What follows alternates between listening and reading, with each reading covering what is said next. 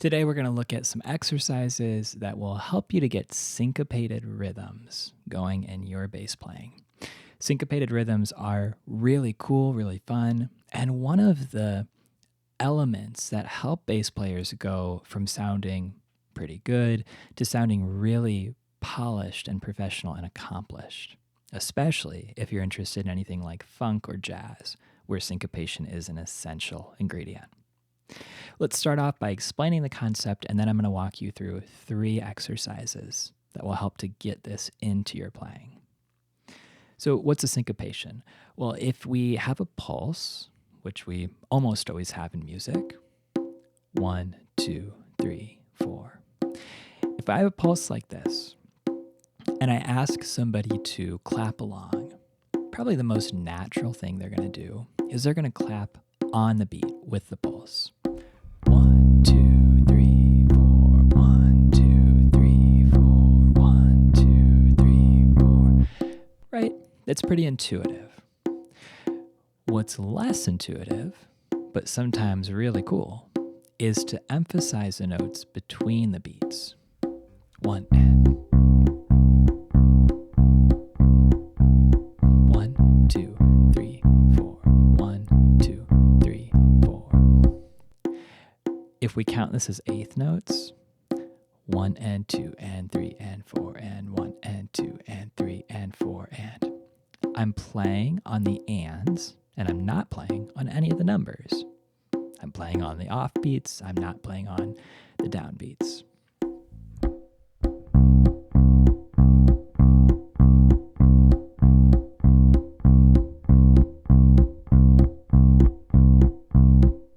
If this is new, you might want to start by just doing that with a metronome. And why don't we do it in G, since that's where I started this demo and where I'm going to go with it in a minute here. So we'll play G, just one note, low G, high G, whatever you want, but just play it in between. 1 and 2 and 3 and 4 and 1 and 2 and 3 and 4 and 1 and 2 and 3 and 4 and, until that feels somewhat comfortable. Now that is a syncopated eighth note rhythm. The reason it's syncopated is that we're emphasizing the notes on the upbeats without playing the notes on the downbeat. For most people, this is pretty challenging when they're trying to learn to play an instrument. Syncopations are tough rhythmically, but they sound really cool, and they really help to bring some life into bass lines. That would be a syncopated eighth note. Let me go ahead and show you the first exercise as eighth notes, and then we're going to actually turn it into 16th notes as well. So let's take a scale.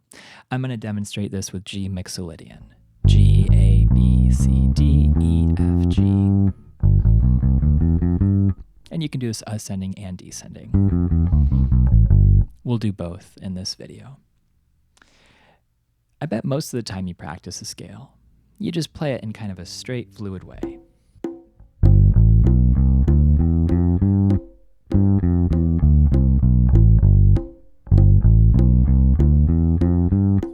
On and on. And yeah, that's cool, that's great. But what if we made it syncopated? Here's how we could do it. We're going to start with our first note on the beat, and then every note after that is going to be syncopated until we get to our last note. Now, I'll put the notation up for those of you who read music, and I got to say, when it comes to this rhythmic stuff and syncopations, I think it's a lot easier to execute this well if you do read music, because it gives you more of a conceptual understanding. But, if you don't read music, I'll walk it through in a way that hopefully makes sense. If I count it, our first note is going to be on beat 1, 1, and then the next 6 notes of the scale are going to be on off beats, ands. 1 and 2 and 3 and 4 and 1 and 2 and 3 and 4 and 1 and 2 and 3 and 4 and 1 and 2 and 3 and 4 and. And you could do that descending as well. Let's try this with a metronome, and let's just hear how it sounds.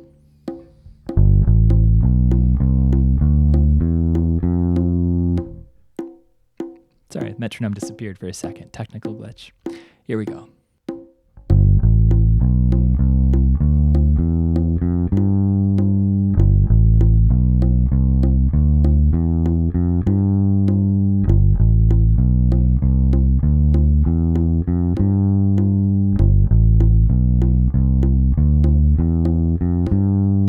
What if we descended?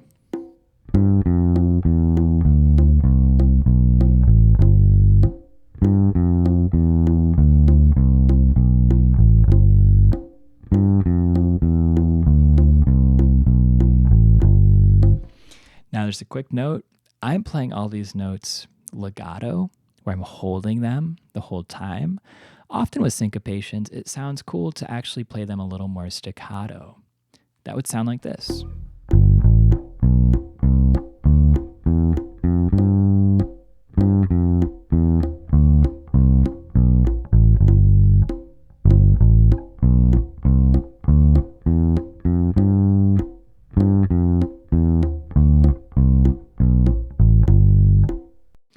A really common formula for phrasing anything in a lot of styles of music is to play the notes that are on the beat long, legato, and to play the notes that are on off beats short, staccato, the way I just did. But you can experiment with both and figure out what you like. So that would be an eighth note version of this. Now, we can do the same thing as 16th notes. 16th notes are typically counted as 1 E and a, 2 E and a, 3 E and a, 4 E and a. They're going twice as fast. When we play eighth notes, there are 8 notes per measure. That's why they're called eighth notes. When we play 16th notes, there are 16 notes per measure. Again, I'll put the notation up, but if we were to syncopate 16th notes, we would be playing on the E's and U's, and we would not be playing on the numbers or the ands. It would sound like this if I just played dead notes. 1 E and a, 2 E and a, 3 E and a, 4 E and a.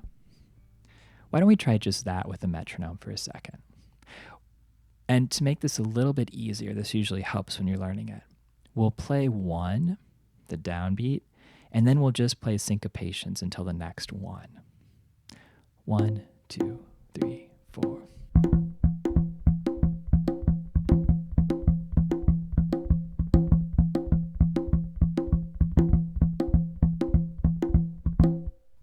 That's probably pretty fast. So what if we did that half as fast?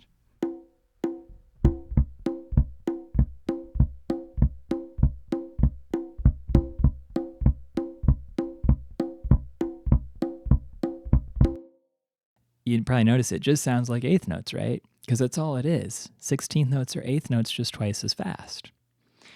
So the 16th notes, if you're new to this, probably are a little bit out of reach right now, but you can work toward them. Slow your metronome way down and practice it that way. But for those of you who are a little more advanced, let's take this exercise and execute it as 16th notes. Same scale, G mixolydian, 1 octave.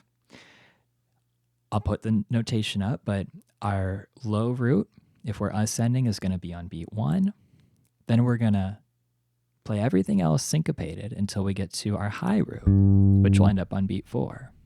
If I count it slowly, 1 E and a, 2 E and a, 3 E and a, 4 E and a, 1 E and a, 2 E and a, 3 E and a, 4 E and a. Same thing descending. 1 E and a, 2 E and a, 3 E and a, 4 E and a, 1 E and a, 2 E and a, 3 E and a, 4 E and a. Let's hear that with the metronome.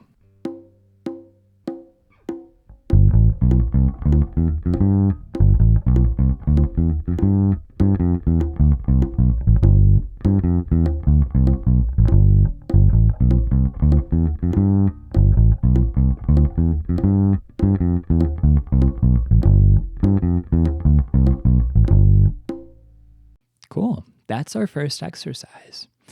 You might want to do it as eighth notes. You might want to do it as 16th notes. You might want to do both.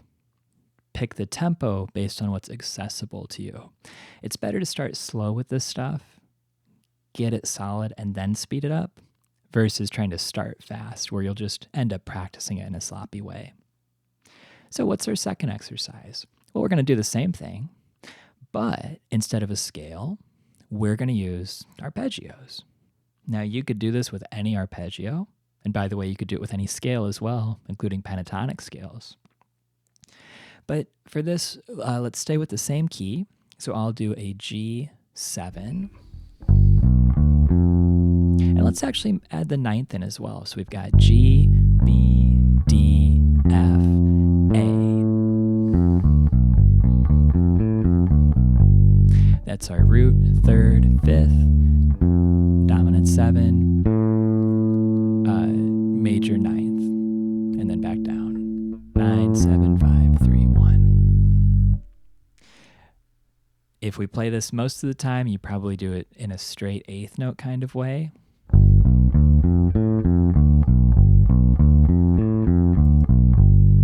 And obviously that's cool. What if we syncopate it? Here's how it would sound as eighth notes.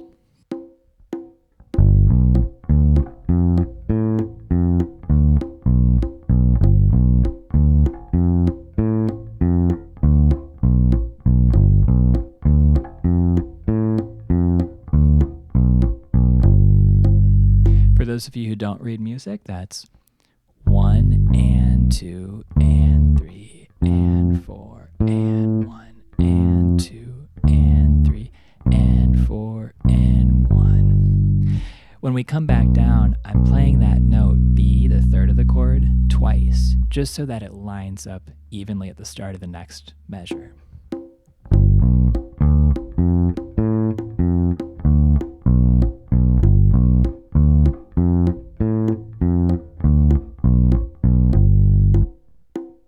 We could descend as well. We'll be starting on the ninth, but we could do that.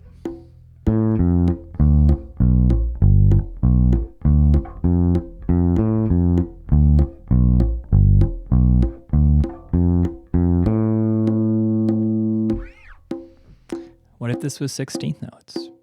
Same thing, same general concept. Here's how it would sound.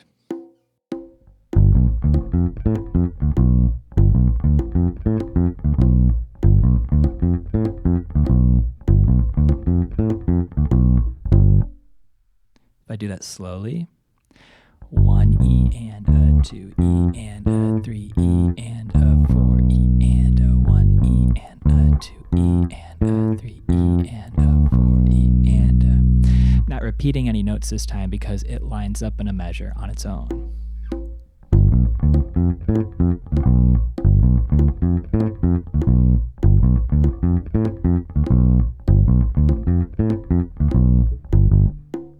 Or descending.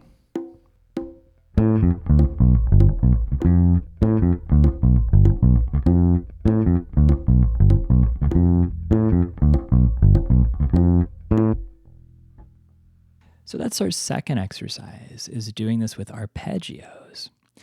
For most people, this might be a little bit more challenging because it involves a lot more string crossing. You're jumping to a new string every note or every other note at least. And that's an additional technical challenge. This is really, really cool stuff, though. This can sound great even as a fill within a groove, which is where we're going to go with it in our last exercise. Now, again, you can do this with any arpeggio, and you don't have to just stay on one chord. You could do this within a chord progression.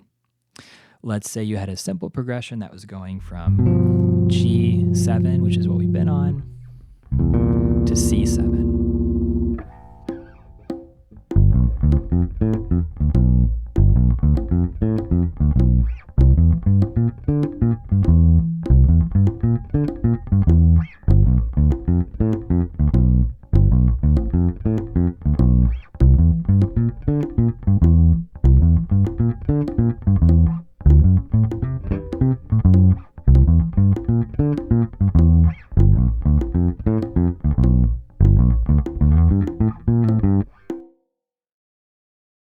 You can do this over any kind of chord progression.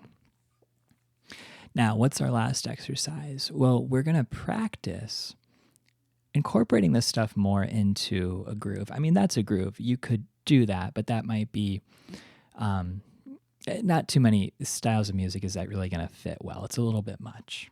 So I'm going to show you a formula to get some syncopations into your playing. Let's do 16th notes just for demonstration's sake, but you can do this with 8th notes as well. Let's start on our root. It's a good universal practice, at least when you're learning how to create grooves on the bass, to start on the root, on the downbeat. Let's do 2 8th notes there. 1 and. And then let's do 3 syncopated notes. And to show you a couple options, let's practice going back and forth between different chord tones, with one of them always being the 7th. The 7th over a dominant 7th chord is really characteristic and sounds cool. So maybe for our first option, we can do the root and the 7th. Let's do this.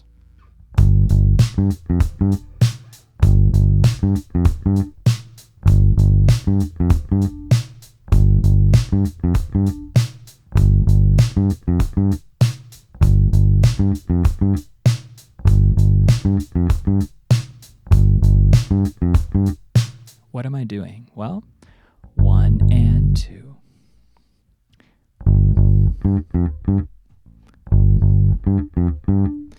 One E and a 2 E and a 3 E and a 4 E and a 1 E and a 2 E and a 3 E and a 4 E and a 1 E and a 2 E and a 3 E and a 4 E and a. And what I'm actually doing when I play it is those first 2 notes are long because they're more on the beat, and the syncopated notes are short.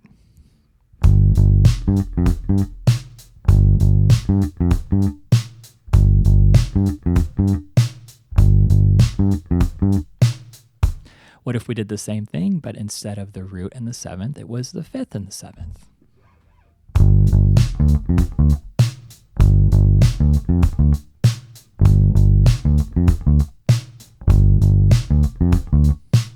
That works. What if we switched the order?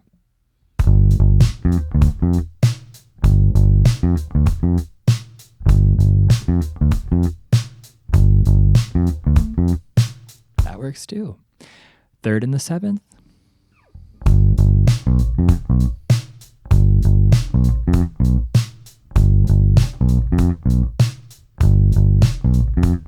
Switch the order.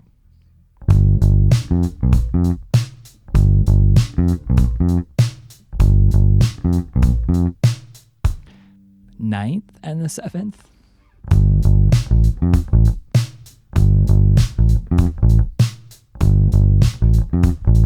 It's weird, but I actually like it. And if we switch the order.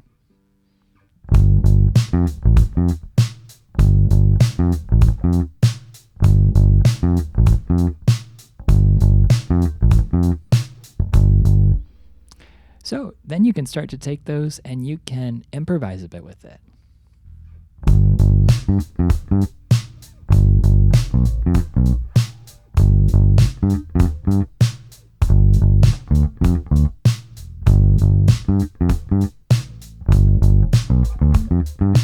There's that arpeggio.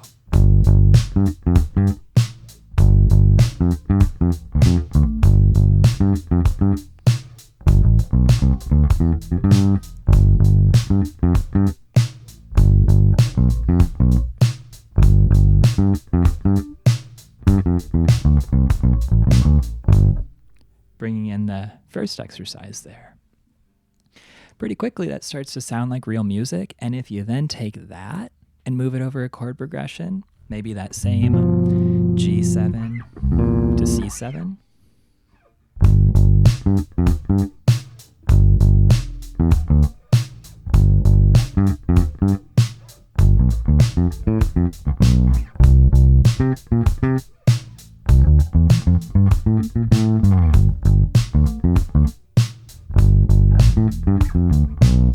That's going to sound like real music.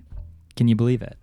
So this is a good starting point for getting some syncopations going. We've looked at 3 exercises. We started with some sort of preliminary stuff like how to count these.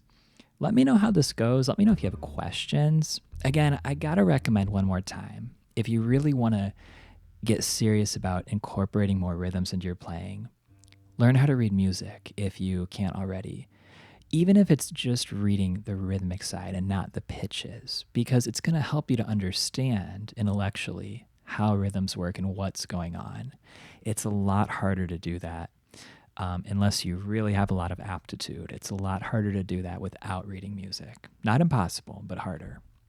So all that said, I hope you enjoy the video. Let me know how it goes for you, and I'll see you in the next one.